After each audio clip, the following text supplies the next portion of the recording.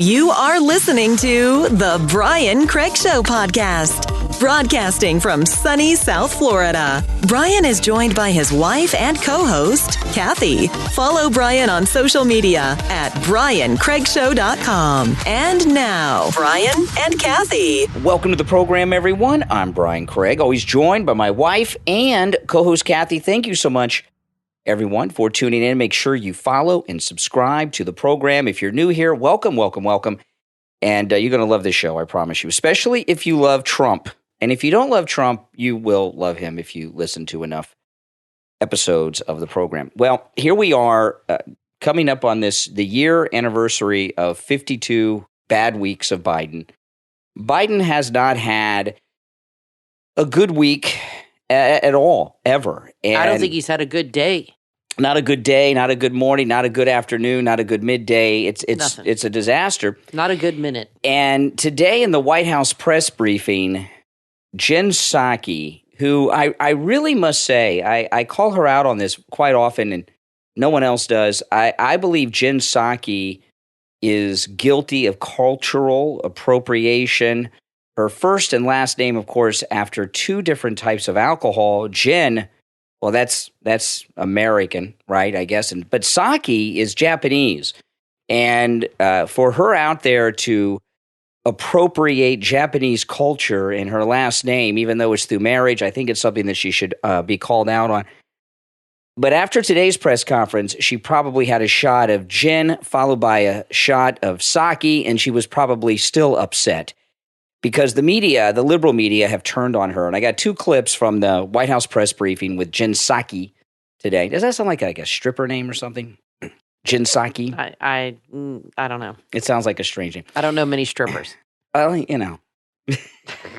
Oh, I wouldn't know. Sorry. But it sounds like if you did, it could be that name. Okay. But I think you're obsessed with her name a little bit. It's a strange name, Kathy, for someone who has a job like that. Jen and Why? Like remember Rip Torn? He had two first last name meant the same thing. Oh, it's a cool name. Yeah, Rip and Torn are the same. Great thing. actor. Yeah, but I just think it's very bizarre. But anyway, I have two clips today from the press briefing. One is from a New York Times reporter that she flips out at. The other one is a CNN reporter she flips out at. And the liberal reporters in the White House press briefing poll are turning against Jen Psaki. It's not supposed to be this way. You know, she knows it. She's losing her cool because the New York Times and CNN are not there to call her out. They're there to celebrate her and celebrate Biden and spread leftist propaganda talking points. And obviously, the liberal mainstream media are trying to get Biden out of the way so they can bring in Hillary Clinton or something like that to run against Trump in 2024. So let's play the first one. This first exchange, it went on for a while, so I just have the end of it. This is Jen Psaki with a reporter from the liberal. I hate when people say the left-leaning New York Times. They don't lean. They are, okay? Yeah. They're big leftists. This is Jen Psaki with a New York Times reporter, and it was a long exchange of him going after her. This is the end of it. And it got so bad, Jen Psaki was desperate to get out of trouble with this New York Times reporter who was just filleting her on the podium today. Let's be honest, she's got a tough job.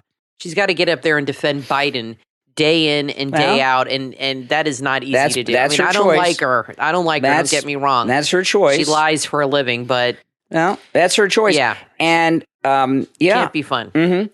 So she was so up against it.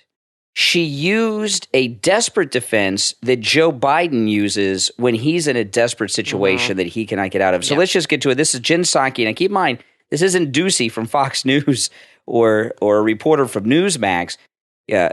James Rosen, right? He's the Newsmax White House correspondent. This is a New York Times liberal reporter. Our testing capacity. That's why we quadrupled the size of our testing capacity.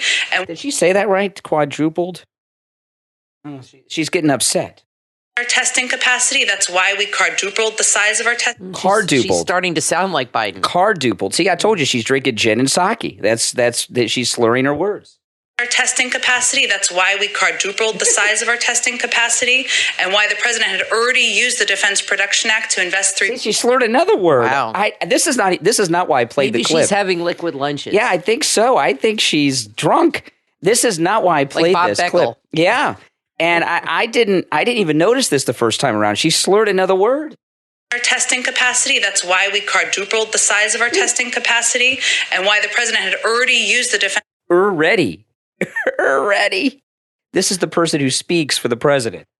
Production Act to invest $3 billion, but the market did not have the capacity at that moment to do what we're doing tomorrow. I hear what you're saying, but that's not the question I asked. The question I asked was, do you have another question? I think I've answered your question. Was President Biden briefed at the time? Again, I've answered your question. If you have another one, I'm happy to answer it. Otherwise, I'm going to move on to the next person. I didn't get answers there, but I'll move on to another one. Great.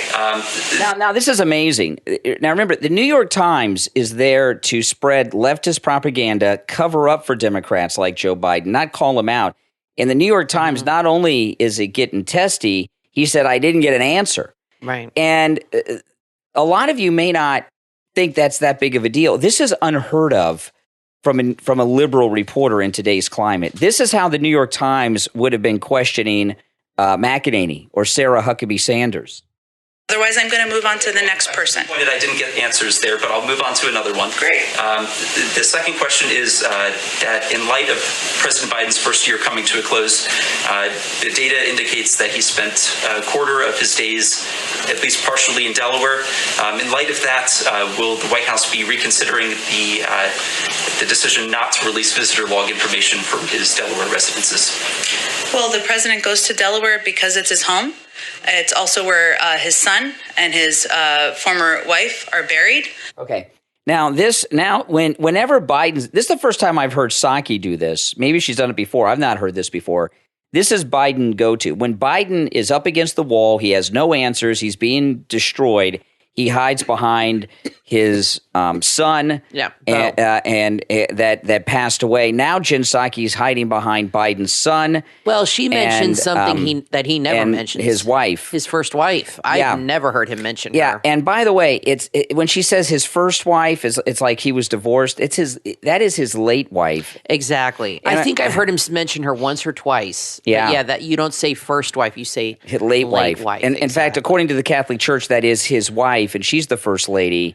Not this adulteress that he's married to now. That's their crutch when they know they're looking bad. They play the dead relative card. Yeah.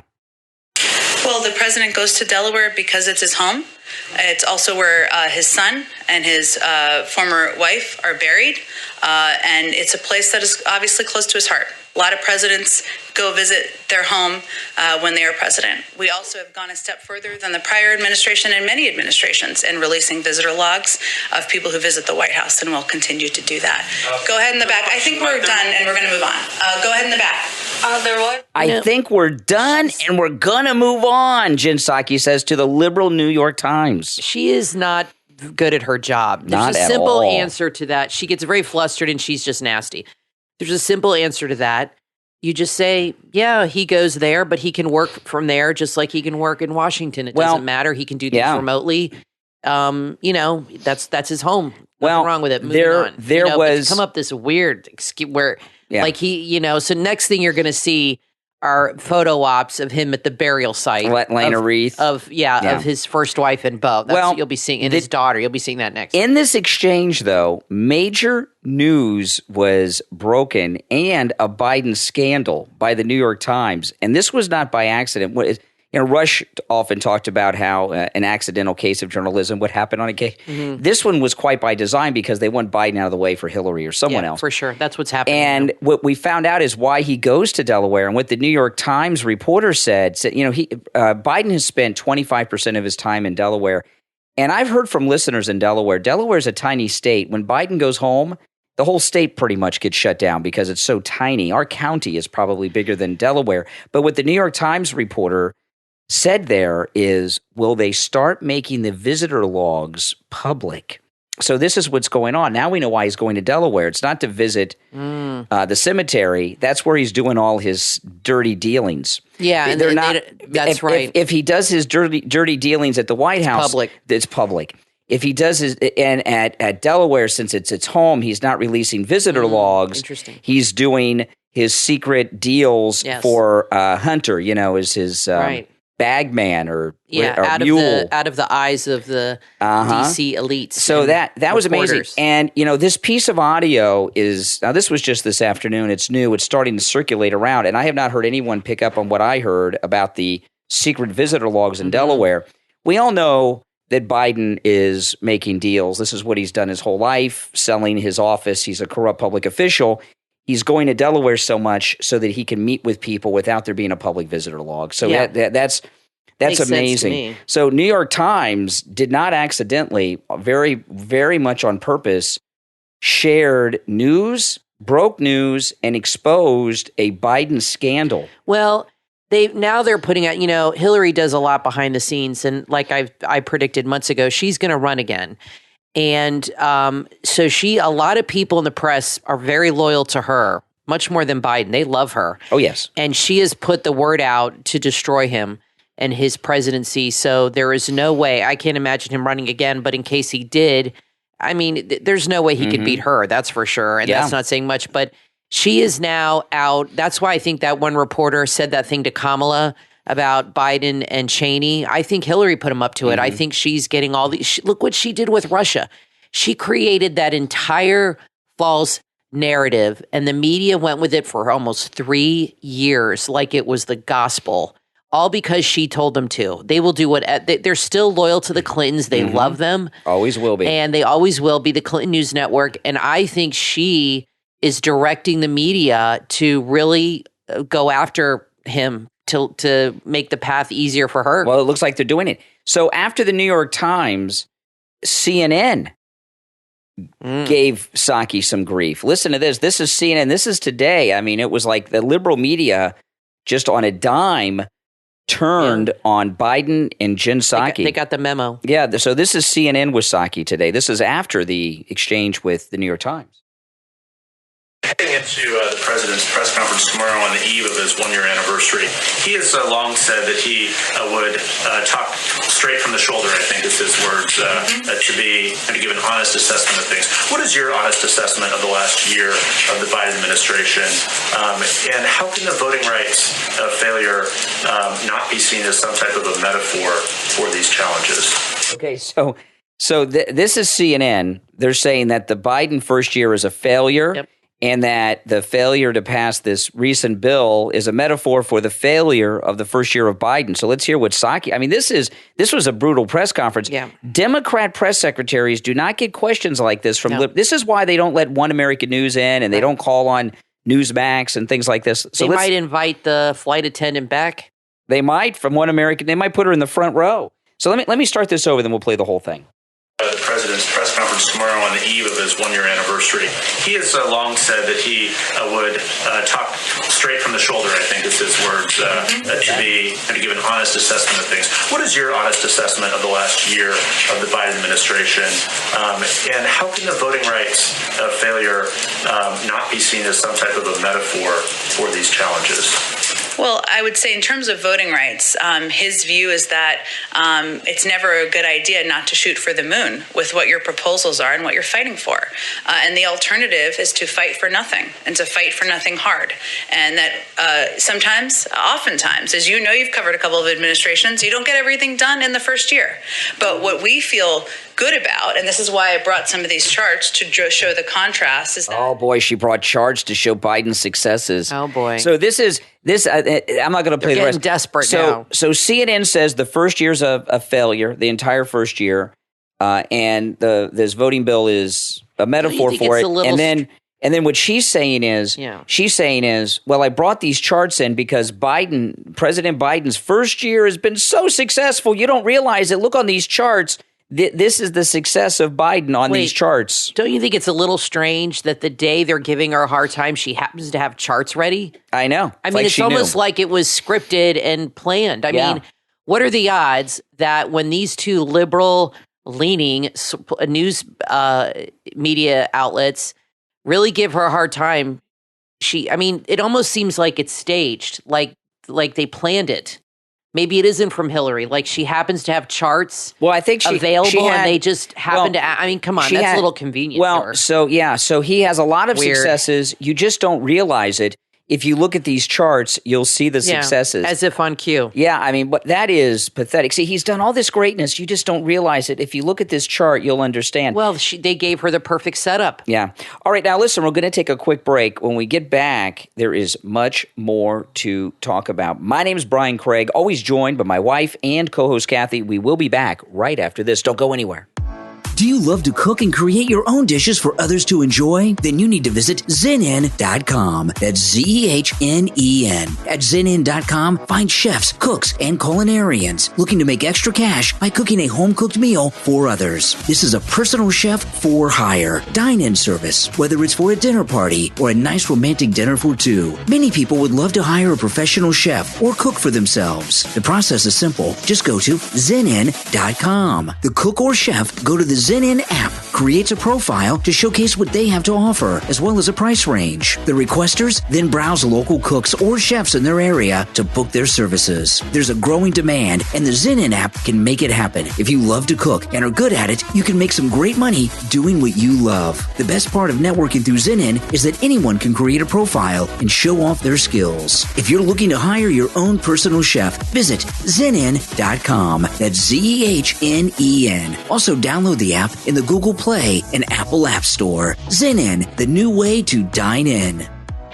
Are you someone who likes France and all things French? Then there's a book from author David Newton Dunn that you will want to add to your must-read list. Secrets from a Stranger, available on Amazon. Secrets from a Stranger is a new French thriller. It's a real page-turner. A long-haired stranger asking too many questions shatters the lives of 30-year-old Camille and her famous mother, who won a gold medal at the age of 17 in the 1936 Olympic Games. Mostly set in France in the 1960s, readers will also visit pre-war Berlin, Paris in the 1940s, and London before murders are unleashed and a desperate, pulse-racing manhunt ensues. Camille is disenchanted back in France after living in London and falls for the mysterious stranger who arrives in the village under suspicious circumstances. She stumbles over secrets and makes terrible decisions which endanger her life and her mother's. She never loses hope and tries untiringly to get her life together, only for a trap to close around her and greed to lead to murder. Intermingled with echoes of the Last World War, the French resistance, and the plight of the Jews, Secrets from a Stranger is deeply psychological and relentlessly suspenseful. It's full of twist and high emotions and will keep readers who like Europe and historical fiction on the edge of their seats. There are so many details that show the author's exceptional knowledge and love of France. Secrets from a Stranger is perfect for book clubs, those who have traveled to France, have a trip to France in their future, or have always dreamed of visiting France. Available in Kindle, paperback, and hardcover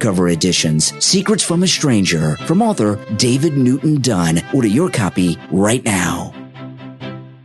Drop your NFT collection with zero coding skills. That's right. ZeroCodeNFT.com is a seamless solution to create a smart contract and facilitate the launch of your NFT collection while keeping the fees to a minimum. ZeroCodeNFT.com offers a wide range of features such as lazy minting. Your customers pay the fees. Batch minting, airdrop. You can surprise people by sending them a free NFT. ZeroCodeNFT.com also offer custom white label solutions as well. ZeroCodeNFT.com, a seamless solution to create a smart contract and facilitate the launch of your NFT collection. You are listening to the Brian Craig Show podcast, broadcasting from sunny South Florida. Brian is joined by his wife and co-host, Kathy. Follow Brian on social media at BrianCraigShow.com. And now, Brian and Kathy.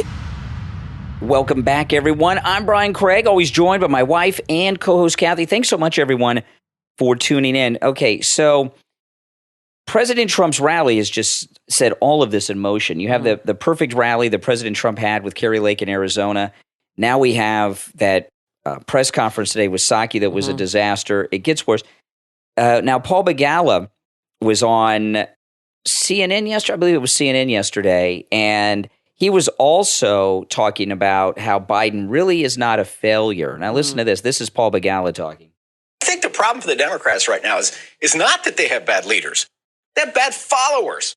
Okay, I read the most amazing. Okay. It's the voters' fault. What a jerk. And I was watching Newsmax today, and one of the hosts on Newsmax played the video of this Paul Begala thing, and he made a very interesting point about it.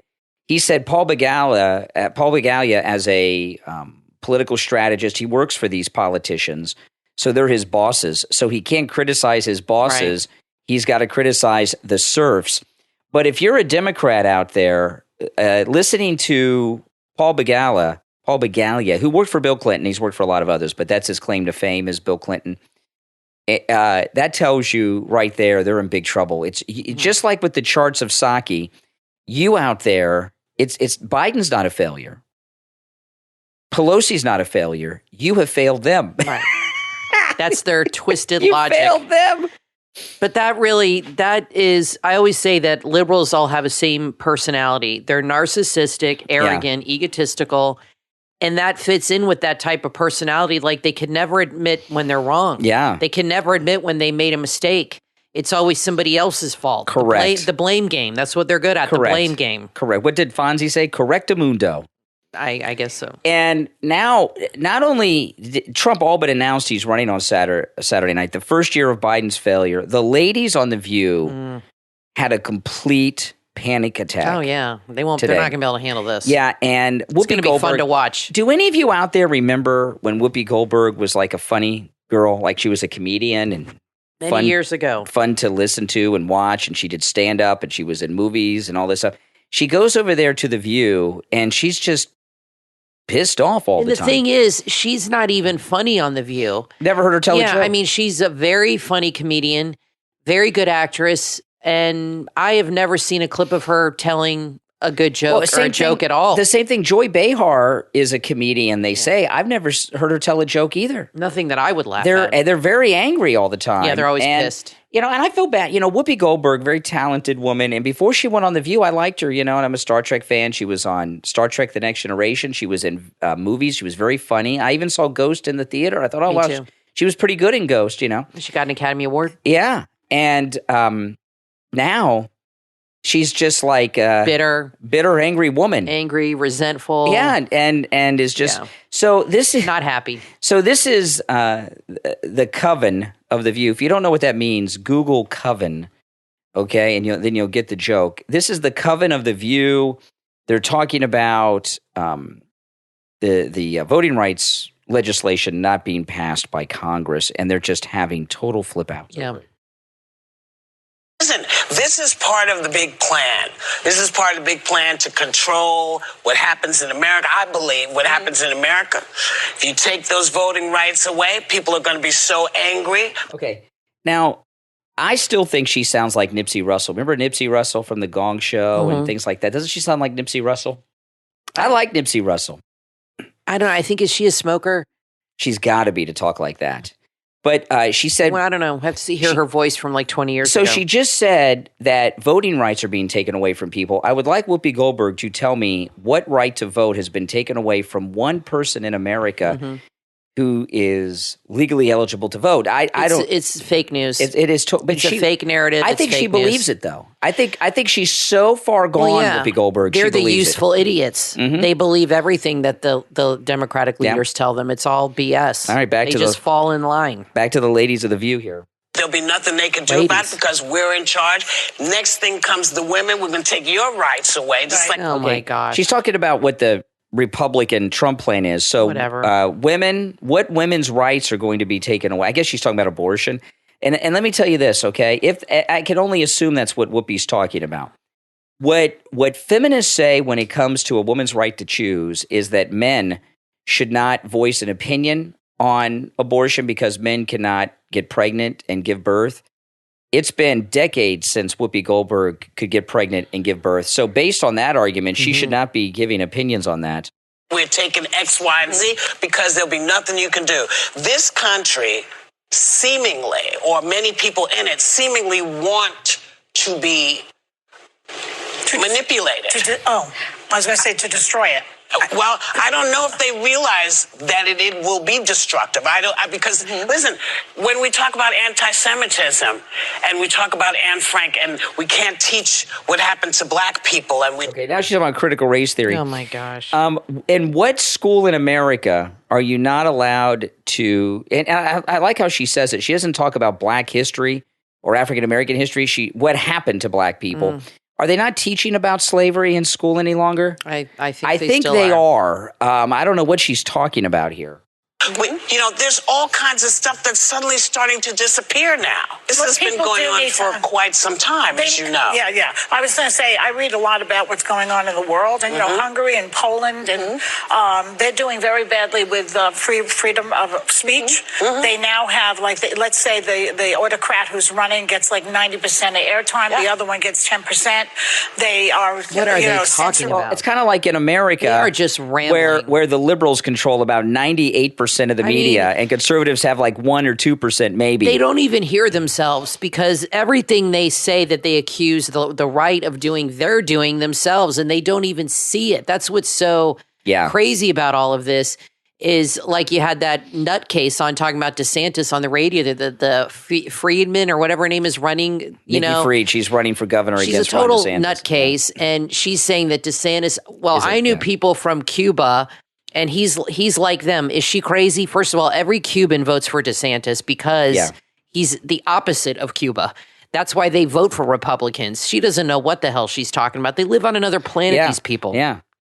Journalists. That will happen here. Yeah. That will happen here. I think if the Republicans are back in power, you can see that they're intractable right now. You cannot reason with these people. They are shameless, and they will destroy us. Well, I sound like it's hyperbole, but I've been around a long time, and I say what can happen. This is happening. It's happening. Now, I would like to ask Joy Behar, what has she seen happen in the past? Forced mandates. And that is happening today that she's seen if Republicans get elected. And all you women sitting out there, if you thought the abortion fight was nasty, just wait. Just wait. All of y'all thinking this is not going to happen, it's happening. Because your vote is not going to count. That's it. If you can find a place to go and do it. What are they talking about? We'll be right back. That's right. If you can't vote, you can't have a country. That was the most. Okay, so now people are not going to be able to vote. I don't know where this even comes from. There has been nobody that has been denied the ability to vote. Yeah.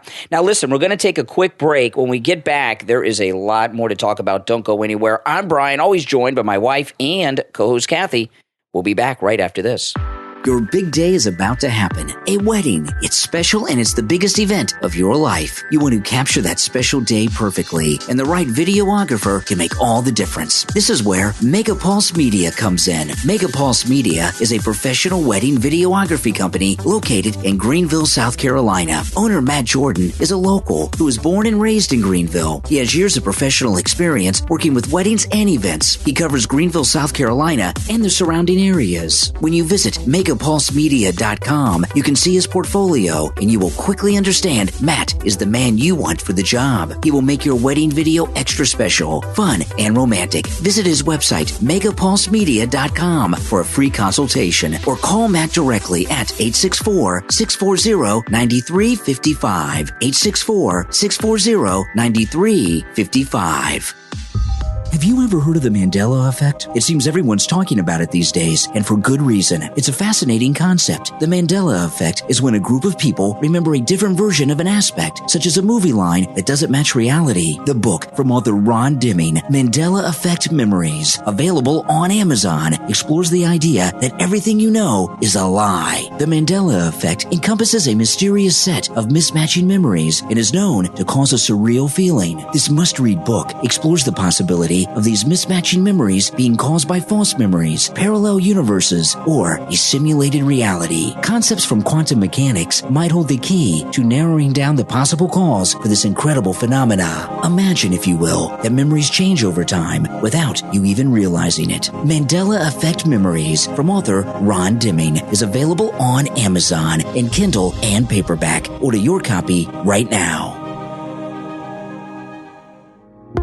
Your personal style in home say a lot about who you are, and decorating your space as well as your wardrobe can make a true statement. Adding a little pop of color to your space and yourself always makes things better. The Etsy shop, My and Cara Love, available at myandcaralove.com, offer amazing handmade African print lampshades, throw pillows, blankets, accessories, and more. Designer Wumi specializes in designing custom-made soft furnishing, accessories, and clothing using African prints. Since we're all spending more time at home these days, it's a good time to invest in your living space. And myandcaralove.com has the perfect item to help you do just that. Lampshades. They're a great way to add some personality, color, and style to your home or office. myandcaralove.com has many great designs to choose from. New designs and items are constantly being added to the store. Check out the handmade items right now online at myandcaralove.com. That's myandkara love.com. myandcaralove.com. You are listening to The Brian Craig Show podcast, broadcasting from sunny South Florida. Brian is joined by his wife and co-host, Kathy. Follow Brian on social media at briancraigshow.com. And now, Brian and Kathy. Welcome back, everyone. I'm Brian, always joined by my wife and co-host Kathy. Thanks, everyone, for tuning in. So, the White House, we've had the 52 weeks of failure we've been talking about. Listen to this. The White House is planning, see, they're in trouble now, so this is where the charts of Psaki from earlier come. I like that, the charts of Psaki. That sounds like something they found, like, on an archaeological dig somewhere. Mm-hmm. The charts of Psaki. This is in Breitbart. The White House is planning a new communications strategy as Joe Biden faces a total collapse of his approval ratings. Citing senior administration officials, NBC News reported Tuesday that the White House is exploring new ways to communicate directly with the American people. See, Biden is not a failure. They've just not been communicating properly his successes because he has bad followers, right? Right? It doesn't even occur to them to think that maybe he's just doing a crappy job. Yeah, they screwed up. They're all failures. Because their ego and their arrogance and their narcissism won't allow them to actually say, well, maybe he's just sucks. Exactly. Yeah. I mean, that doesn't even occur to these. Maybe it occurs to some of them, but they're sure as hell not going to say it at the quiet part out loud. Yeah. Advisors, these are White House advisors expressed the need for Biden to talk more to people directly. Oh, yeah, that's all we need. That'll fix it. He can't talk. He tries to talk directly. That's the worst advice. And so advisors express the need for Biden to talk to people more directly. Does that include whispering? Instead of one-dimensional speeches from the White House, the report revealed, citing his greatest political strength as empathy and an ability to connect with ordinary Americans. He's going to go around and hug everybody. Oh, that's his favorite thing to do, and sniff as he's doing it. But Joe Biden, when he talks like he talks like right out of the 70s. He talks about people sitting at the kitchen table and all that stuff. Yeah. Biden's approval numbers. We all love that. Biden's approval numbers are only getting worse. Yep. 50% of Americans in a CBS News YouGov survey revealed they felt frustrated by the Biden presidency. 52% said Biden made the economy worse. 58% said Biden made inflation worse. Quinnipiac poll released last week showed Biden with only a 33% approval rating on job performance. So he's going to talk more directly to people. Is he going to bring that girl, Olivia Rodrigo, back from High School Musical? Or how about that strange YouTuber? Remember that guy that was long nails? Yeah, exactly. Yeah. That's what he needs to do. They don't know what the hell they're doing. It doesn't occur to them. Maybe we should fix the border. Maybe we should, fix the supply chain. It doesn't occur to them to actually do their damn job. Spread propaganda.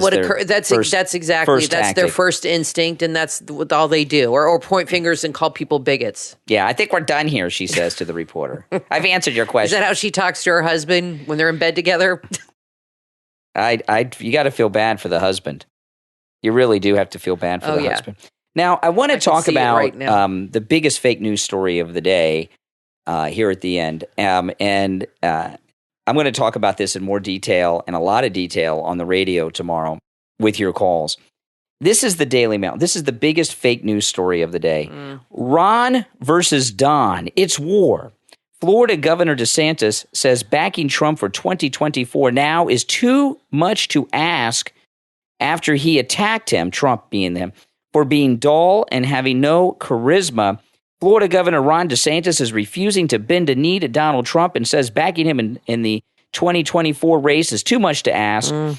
Governor DeSantis, a once loyal member of Trump's court, has criticized Trump to his inner circle as the ex-president continued to take aim at him.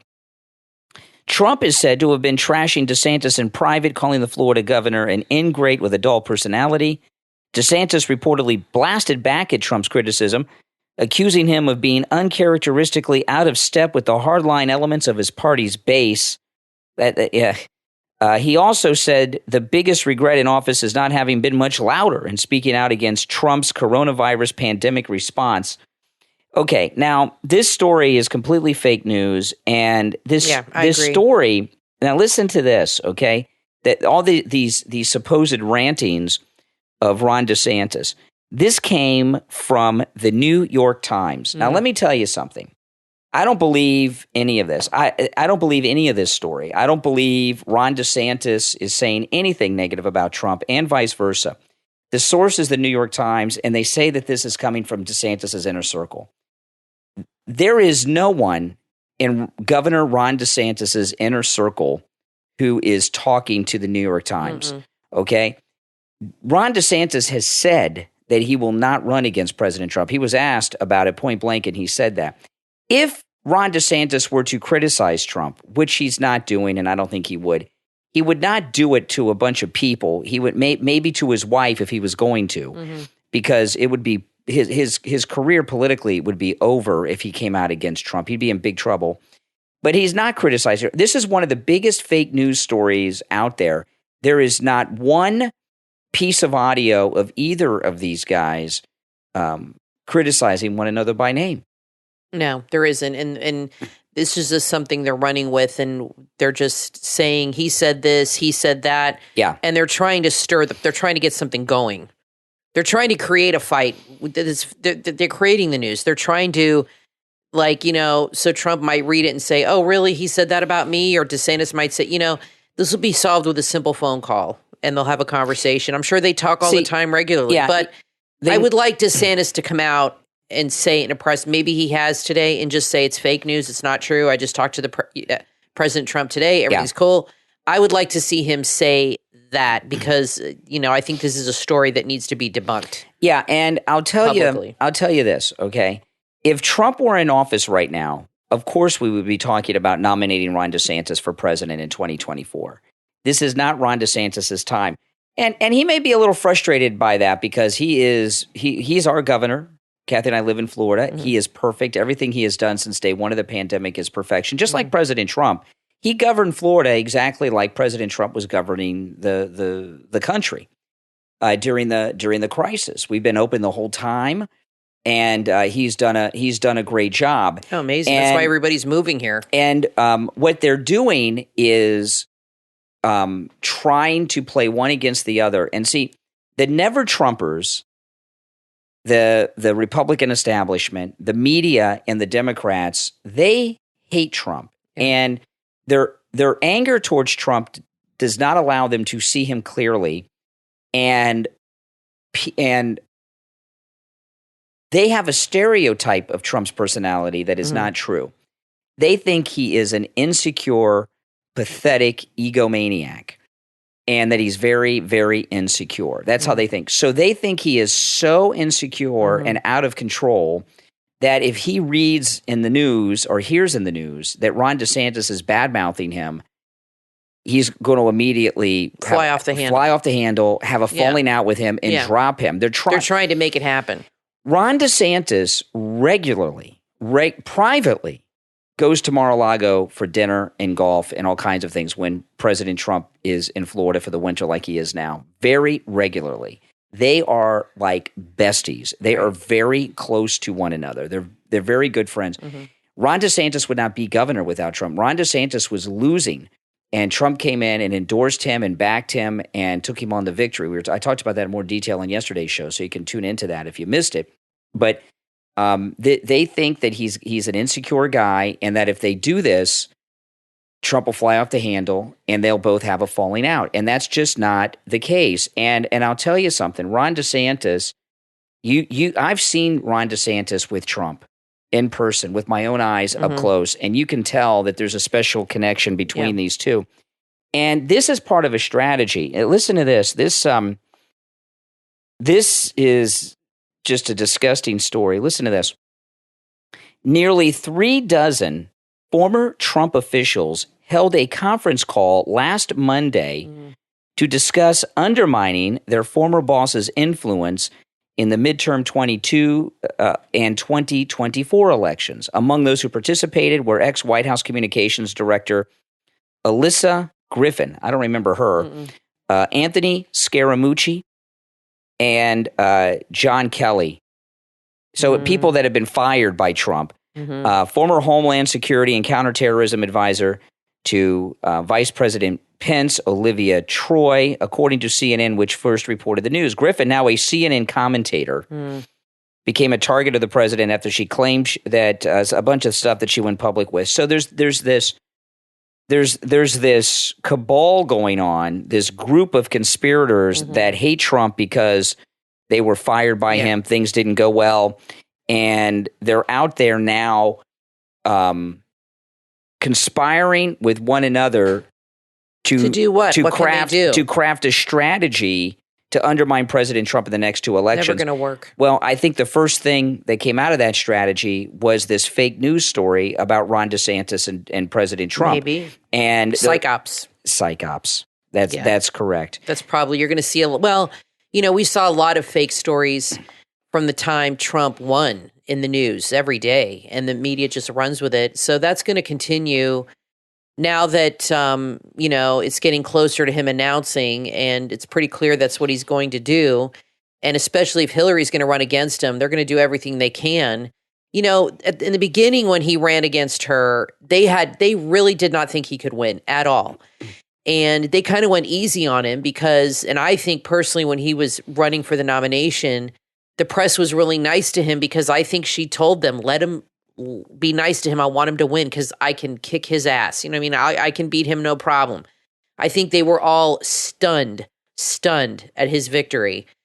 They're not going to make that same mistake twice. It's going to get very, very, very nasty. And all the lies and BS you saw with the Russia, you're going to start seeing that all over again with new lies and new BS coming from her. She is the spin master. Yeah. And she will do everything, lie, cheat, steal to get to that Oval Office. Well, Hillary Clinton's primary function on the Clinton campaign when he ran for president the first time and his first lady was to use the media to destroy the reputation of anyone who came forward and said they were abused by her husband. Now, I want to touch on this one last story here before we go. The Supreme Court is going to hear the case of a high school football coach who was fired 6 years ago for praying with players of the football team after the game. And on Friday, the Supreme Court announced it will hear oral arguments in the case of an ex-Washington high school football coach. His name's Joe Kennedy, who was fired in 2015 after praying post-game with players on the team. No teacher or coach should lose their job for simply expressing their faith in public, said his attorney, and it goes on. Okay. In fact, that should be protected by our government. The right to do that should be protected. And you guys, let us know your thoughts and experiences with this in the comments. But I remember when there was prayer in public schools. Oh,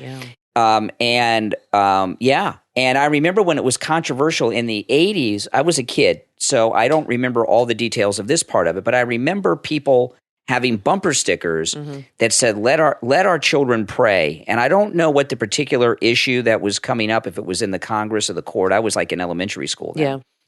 When they were taking prayer out of school. And when I was in elementary school, my cousin was the quarterback of the football team. And I used to go to all the football games because my cousin was the quarterback. It was the high school. Of the high school team. Well, this was in Okeechobee, Florida. Right. And it was like Friday Night Lights time. Right. The whole town turned out for the football game. It was like they had nothing else going on. There was nothing else going on, and it was really like a Friday Night Lights town at the time. This was like in 81, 82. And they prayed on the football field, both teams, with the coaches and everyone in the stand before every single game. And I remember someone telling me, I don't remember who, because I was a little kid, but someone in my family, they said, well, any of these kids could be paralyzed in this game tonight, and there's no better time to pray than before a violent football game. It's really what they pray for. They pray just for protection a lot of times, and for nobody to get injured and things like that. There's nothing wrong with that. Yeah, and I remember having prayer. The last time I can remember a prayer in school was in 1983, and I remember this very clearly. My principal was also a pastor at a local Baptist church, and that was here in Florida. And it was in 1983 with the barracks bombing in your Libya. Middle school? No, this was I was in 7th grade? I might have been. I think I was in 7th grade then. I think it was 7th grade. At a public middle school. At a public middle school in Florida. Now, the principal was a pastor at a local Baptist church. That might have had something to do in it. He may have been violating the law by those standards. I don't know. But when those Marines were killed at the barracks bombing in Beirut, he came on the public announcements during school and said a prayer. Yeah, he'd get fired for that now. Said a prayer. And then there was a moment of silence. Yeah. And by the way, it wasn't a generic prayer. It was a prayer to our Lord and Savior, Jesus Christ. And I didn't think of anything of it at the time. And then there was one other, and you guys in the comments, let us know if you have any experiences like this. Maybe you do, maybe you don't. This one I've talked about before on the show. I just mentioned it quickly. When I was in 5th grade, and I remember this like it was yesterday, because this is something that people would go to jail for this today. 2 guys from a local church in my 5th grade, went to every class in the school throughout the day and gave out copies of the New Testament. And they were red letter pocket versions of it. And what they did is they came to class, they had a big box with these pocket editions of the New Testament, red letter versions. They didn't have the Old Testament, just the New Testament. And that's enough to get you in trouble, right? But what they did is when they came in the class, they said who they were from whatever church it was. And we have these pocket copies of the New Testament, and they explain that they're the red letter versions, and the red letters are when Jesus is talking. This is during class, every class in the school. And they said, now listen, you don't have to take one of these, but if you want one, raise your hand and we'll give it to you. So everybody raised their hands. But today, not only would you be violating the myth that the liberals have of the separation of church and state, which does not exist, you would be shaming those who didn't raise their hands, and you would be forcing non-Christian students to raise their hands out of fear of being shamed. You would not be able to get away with this in public school. But taking prayer out of public school, if you go to Libs of TikTok and see some of the weirdness that's going on with public school teachers today. Scary stuff. And you see what goes on in the bathrooms in Loudoun County where girls are being sexually assaulted and everything. Scary. I don't think you would be able to make a case that the schools are better off without the prayer. Well, what the liberals are trying to do is they create a new normal. And like you said, the things that we experienced in the past, they have no clue. That's not their normal, because and they've never experienced anything like that, and they get further and further away from our morals, our morals as a country, and our Christian morals, and they create new normals for kids. And for a kid to have a guy teacher who says "call me she" as he wears a dress and lipstick is going to become normal to them. Yeah. And they start at kindergarten, 1st grade, and that becomes their new normal, and they get desensitized. And then it's like no big deal, and they just push that envelope further and further. And that's all part of the destruction of, we're really in a culture war right now. Probably have been for a long time, maybe since Vietnam, but it's really bad now. And, some of the things I see on Libs of TikTok with these teachers just absolutely blows my mind. I mean, I almost feel like they're not real because they're so sensational.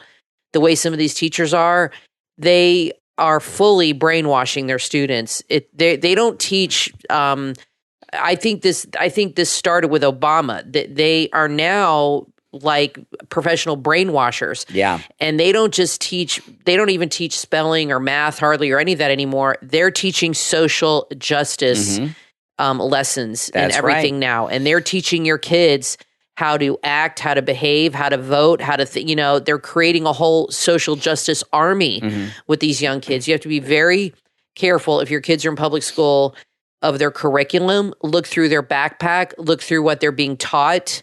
Very important, look through their books. Don't just trust the government to teach your kids reading, writing, and arithmetic because they're not doing it as much anymore. That's for sure. Yeah. Scary stuff. So let us know in the comments if you have any experience with prayer in school, Bibles in school, Christianity in school, or any other religion. It doesn't have to be just Christianity. I'm curious to hear that. And one final thing, I got news today. This really shocked me. Someone I have known for about 20 years just passed away of COVID. It just shocked me. I found out about that today. A lot of people are getting it. And, I now, 4 people I know this year have died of COVID this year. And last year I didn't know anyone who died of COVID. And I know a lot of people this year who have had COVID, including Steve Kane and others. And it's oh boy, it's really shocking. It's when you hear that, it's like a plague. Yeah, a lot of the people that I've known that have had COVID that have passed, most of them kind of keep it secret. They don't want, it happens so quick. It happens so quick with people. By the time you find out, they're gone, and there's like no opportunity to even say goodbye to them. And one last thing, though, on our little COVID segment here, our listener, Sarah, she had COVID. She's been in the hospital, still is in the hospital for quite some time, but she is improving. She was on a ventilator. She's off the ventilator. And you were giving me some updates today, Kathy, about her trach. Yeah, she had her trach removed today. Yeah. And so I know a lot of you out there were praying for Sarah. And thank you so much, everyone who had Sarah in your prayers, because I think Sarah is a prime example of prayer working. And we're so glad that she is doing so much better and has beaten this COVID. Now, I want to thank all of our Patreon supporters for their support of the program. Thank you to all of our Patreon supporters. And I'd like to welcome our new Patreon supporters. We have some new Patreon supporters who have just recently joined us. Thank you so much. And those of you that are new Patreon supporters, make sure you check out the Patreon page. We have a special Marco Polo group just for Patreon supporters, and the link is in there. And maybe, Kathy, if you could post that link again today. So our new Patreon supporters are sure to join that Marco Polo group, and it's a very good group. And I want to thank our top Patreon supporters, get a live on-air shout-out on each and every episode of the program. I want to thank Andrew and Connie, Christine, Gary, ETW, Chuck, D, Pamela, Jacqueline, Nick, Rick, and Rich. These are our top Patreon supporters. And if you would like to support the program by becoming a Patreon supporter, there is a link in the description of this and every episode. A direct link is also on my website, briancraigshow.com. The direct website address is patreon.com/realbriancraigshow. Patreon.com/realbriancraigshow. All right, everyone. Thanks for listening. I'm Brian Craig, always joined by my wife and co-host Kathy. We'll talk to you next time. There's a podcast that you will want to add to your playlist, Warriors for Christ. That's the number 4. Warriors for Christ is a Christian podcast providing biblical teaching without the doctrines of man. In other words, they like to let the Bible explain itself. The format includes non-denominational readings and teachings from the Bible. They also have interviews and whatever the Lord puts on their hearts to present. Life in this world can be very stressful and filled with anxieties. Warriors for Christ will give you the biblical information you need to help deal with all life has to bring. Warriors for Christ confronts many false doctrines which are pervasive in this age and what some call the church in a box. And they also offer a full gospel ministry. Find Warriors for Christ on Podomatic, Apple Podcast, Google Podcast, Player FM, Stitcher, Deezer, Amazon Podcast, and Spotify. Warriors for Christ. Share the podcast on all of your social media so your friends can listen to Warriors for Christ. That's the number 4. Add it to your playlist right now.